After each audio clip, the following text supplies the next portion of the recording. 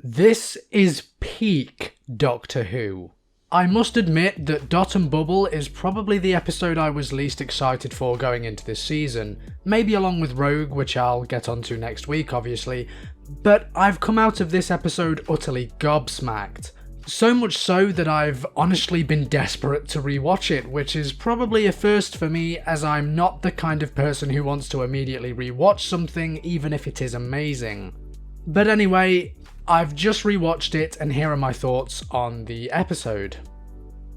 Dot and Bubble begins excellently, working wonders to misdirect the audience. The overly saturated colouring of this week's episode, along with the colourful palette of social media pages, the close-up on sparkling white teeth, the stimulating glowing toothbrush, and the very modern architecture of the town, along with the town's name itself, Fine Time, was all absolutely incredible. It establishes this idyllic world that you see people fantasizing about online, free from toxicity and negativity. It's all bright and shiny. Of course, we know this isn't the case, which is why it's so good. Juxtapositions work wonders in media, especially when they're part of a twist. It honestly reminded me of the Black Mirror episode Nosedive, and I wouldn't be surprised if Dot and Bubble took some cues from it. Even the incredibly irritating all smiles performance by Callie Cook was reminiscent of Bryce Dallas Howard's performance in said Black Mirror episode. I will say that the satire on social media probably isn't to everyone's taste, but as someone who mostly despises social media, hell, I only really have Twitter for networking and promotion, it was a really funny jab at all the latest trends, dances and attitudes you see put forward. It's very clear that the rapid swiping away from subjects, the dancing, lip-syncing and self-glorifying was a jab at TikTok especially, which I found to be rather funny. I know people hate being lectured about how bad social media is by the so-called boomers, but it worked a treat for me, especially with hindsight, as we know it's a misdirect. The episode is not exactly critiquing social media, but more so the bubbles that it creates. The production value to this episode is incredible. The increased budget is showing off super well in this one, ladies, gentlemen, and everybody else. Not only does the social bubble look amazing both in and out of POV, but the look of Fine Time is astonishing. It looks like a marvellous crossover between current day, modern architecture and traditional sci-fi set design. It creates this idea of nostalgia within the world of the episode, even though it takes place in our fictitious future. But to them, our idea of modern architecture is obviously their past, and in our own world, nostalgia is generated by a lot of people for a time they aren't actually from, such as the 80s. So this was, intentional or not, a really interesting detail that sparks a similarity between the younger generations both of the present and of this episode. Even the joke about how excruciating 2 hours worth of work was hilarious and honestly slightly offensive given how accurate it is, but anyway. Ruby trying her best to suck up to Lindy with the fake smiles and compliments like she was some sort of saleswoman begging to a customer was hilarious. Lindy's immediate disliking to her was also some great foreshadowing. "You're not on my friends list" was a great way of saying I want to stick to my echo chamber and learn nothing new about the world, thank you very much. I also think it's hilarious how Lindy very condescendingly explains her routine to Ruby, even calling her a child out of spite. But when Lindy is very nicely spoken to and helped by the Doctor, she gets annoyed, saying "condescending much" and "I'm not a child." Hilarious hypocrisy there. I was also very glad to see the episode was not Doctor and Ruby light per se like everyone was theorising. They're very much centre stage, and while not actually involved in the action so much, it was a fantastic write around to allow Ncuti time to film sex education while also keeping him in the bulk of the story. He does an amazing job here, as does Millie Gibson, but we'll touch more on them later. Lindy finally going outside and seeing the chaos ensuing as the slugs devour the townsfolk was astonishing. As I said, juxtapositions work wonders, and the incredibly graphic nature of the episode worked superbly alongside the intense comedy of it all. It allows the shocks to shock you even more. damn was this disturbing. It's a proper hide behind the sofa episode that I don't feel the show has had in a long time. I also loved the mystery of why some people get eaten and some don't. This season has done a fantastic job overall of making me truly engage with the episodes, whether I liked them, loved them, or otherwise. It's so exciting tuning in each week and trying to slowly figure out what's going on until I inevitably get surprised by all the details that I missed. And I think this episode handles it the best for me personally, even if 73 Yards had the most mystery of them all. I just found myself gravitating to this one more. Maybe it's because it's got the more hard sci-fi quality to it. After all, I'm not a huge fan of fantasy, but yeah, I don't know. Oh man, I also loved the Susan Twist cameo. I'm not sure if I said this in the last video, but seeing Ruby slightly recognise her was a delight, and now seeing both the Doctor and Ruby recognise her was truly something special.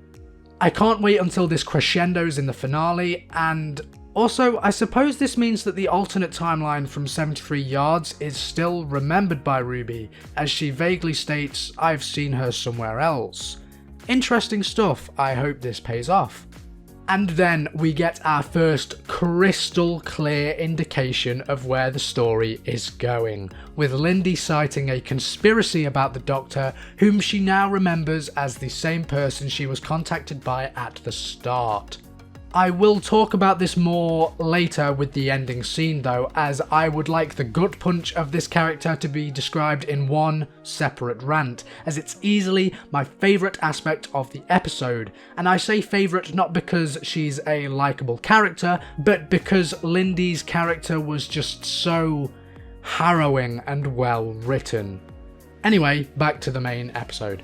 Lindy's bubble runs out of charge as a rather funny line gets dropped about there still being battery problems in the future. Rather topical in my opinion, as the new iPhone decided it needed an entirely different charger than the older models so that Apple could get a quick buck.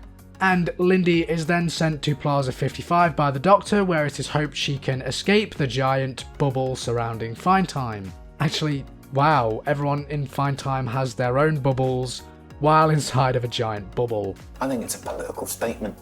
And then, in a moment of great desperation as Lindy is trapped by the slugs, Ricky September, the most famous influencer on the bubbles, appears and saves her in a very Doctor-like fashion, which I think was the point. His voice being off-screen really reminded me of The Magician's Apprentice, where the Doctor directs a young Davros who is in immediate danger. And then the whole grabbing of the hands thing reminded me of Rose, and Ricky calling Lindy by her full name was very reminiscent of Ncuti Gatwa's Doctor, although every Doctor has at some point addressed their companions by their full name in comforting moments, so maybe that's just a recency thing from me. Though I will talk about what this character and their potential critiques might actually mean later on, because it ties in heavily with the ending. There was also some great foreshadowing in this scene about how Ricky was trying to warn people about the slugs with his videos, only to have his content be mysteriously deleted. I've seen people say the twist about the dots came out of nowhere, but this and the whole alphabetical order thing made it all come together very neatly in my eyes. I think that the homeworld being completely devastated was quite an interesting twist too. It's nothing that was really expanded on much, but I think it helped to set the scene for the big reveal. We already know that the teens that inhabit Fine Time are the descendants of the rich and privileged, and so a lot of their core values are probably inherited, as well as the money. Skipping ahead a little bit to the reveal that the dots generated the slugs to alphabetically kill off the Fine Time folk, the Doctor theorises it's because the dots, listening into everything everyone says, have grown to dislike or even hate them all. And since the homeworld has been devastated, we have to assume that it's the same scenario over there, meaning whatever reason the dots have for hating these people, which we'll discuss in a minute, stems from the homeworld, passing down this mysterious trait to the younger generation like it's their money and privilege. And then, upon learning that the dots are the real killers behind the whole thing, as a contingency plan, the dot activates its red mode and goes to kill Lindy, until Lindy reveals that Ricky September's real name is Ricky Coombs. And because the dots are killing in alphabetical order, Coombs comes before Pepperbean, Lindy's surname. And yeah, Ricky gets a hole blown into his head, with the red light from the dot working wonders to make this death as gory as possible for a family show. Wow. If Lindy wasn't hateable already, she certainly burned her bridges with the audience now, right? Okay, to unpack this scene, I love it. The reveal of the dots killing everyone made perfect sense to me, especially on a rewatch. It connects all of the dangling threads the episode has woven perfectly, and as someone who really does not like AI and is honestly a little scared by it, it provided for some terrifying but welcome social commentary. I know that episode 3 also touched on this stuff, but seeing the different angle of AI, that being its uses online, be used to enhance the plot was great.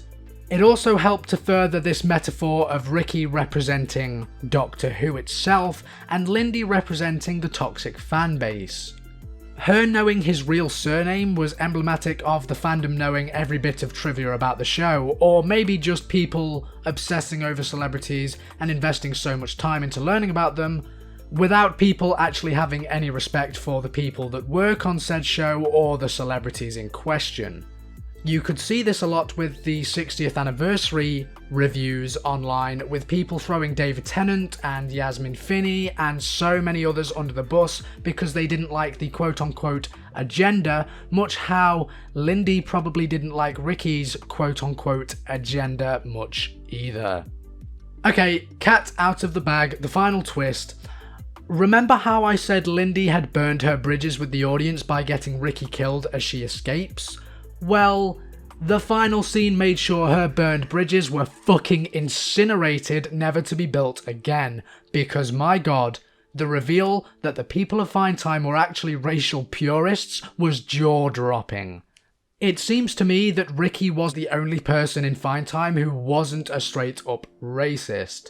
Perhaps his lack of involvement with the echo chambers or bubbles and research of their history was the reason for this. He even references the Great Abrogation, which feels like a reference to the outlawing of slavery, as abrogation means the repeal or abolition of a law, right, or agreement. And for that, he is the only person in the episode whose death is a direct result of someone else's actions. An interesting detail too is that they escape via a conduit. There are references to manual work underground, and the mention of the Great Abrogation makes me wonder if there was slavery at work in Fine Time. It's fairly common knowledge that underground tunnels and railways were pathways for slaves to follow and escape captivity. It's fascinating to me that, to escape Fine Time, the survivors use this underground conduit so they can sail out to sea, where they plan to be pioneers, just like our ancestors.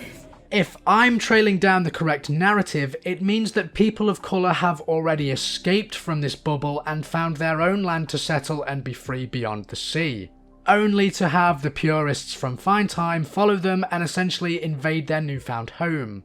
They even reference fighting for, taming and owning land. It's obviously a direct reference to the white man invading and enslaving the Native Americans, and Jesus is it brutal. But nothing is harder to watch than their treatment of the Doctor. If you were paying attention throughout the episode, you would have noticed a certain hostility towards the Doctor from Lindy.